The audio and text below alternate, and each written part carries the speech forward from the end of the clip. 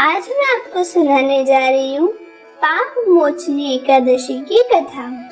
तो चलिए शुरू करते हैं। प्राचीन काल में एक चैत्र रथ नामक एक अति सुंदर वन था।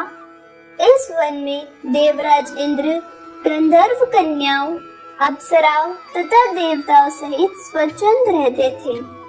और इस वन में चयवन ऋषि के पुत्र मोधावी नामक ऋषि तपस्या करते थे। ऋषि शिव भक्त तथा अप्सराएं शिवद्रोही कामदेव की अनुचरी थी। एक समय की बात है कि कामदेव ने बदले और द्वेष की भावना से ऋषि मोधावी की तपस्या को भंग करना चाहा।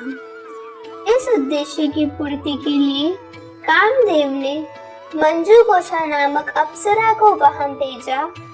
उसने अपने नृत्य ज्ञान और हाव भाव से ऋषि का ध्यान भंग किया। अप्सरा के हाव भाव और नृत्य ज्ञान से ऋषि उस पर मोहित हो गए। फलस्वरूप ऋषि मंजू घोषा के साथ रमण करने लगी और उन्हें दिन और रात का कुछ विचार नहीं रहा। दोनों ने कई साल साथ साथ गुजारे। एक दिन जब मंजू घोषा ने जाने की आज्ञा मांगी तो ऋषि ने उसे रोकना चाहा। तब मंजू घोषा ने ऋषि को समय का एहसास दिलाया। उन्होंने समय की गणना की तो उन्हें एहसास हुआ कि पूरे 58 वर्ष बीत चुके हैं। तब ऋषि को वह अप्सरा काल के समान प्रतीत होने लगी। उन्होंने अपने को रसातल में पहुंचाने का एकमात्र कारण मंजू घोषा को समझकर क्रोधित होकर उसे पिशाचिनी होने का श्राप दिया। श्राप सुनकर मंजू घोषा भयभीत हो गई और ऋषि के चरणों में गिरकर प्रार्थना करने लगी।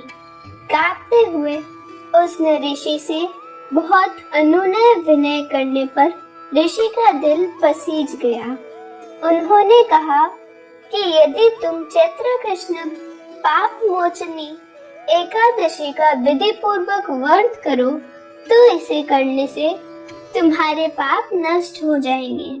मंजू घोषा को मुक्ति का विधान बताकर मेघावी ऋषि अपने पिता महर्षि चयन के श्राप की बात सुनकर चयवन ऋषि ने कहा, पुत्र, यह तुमने क्या अनर्थ कर दिया।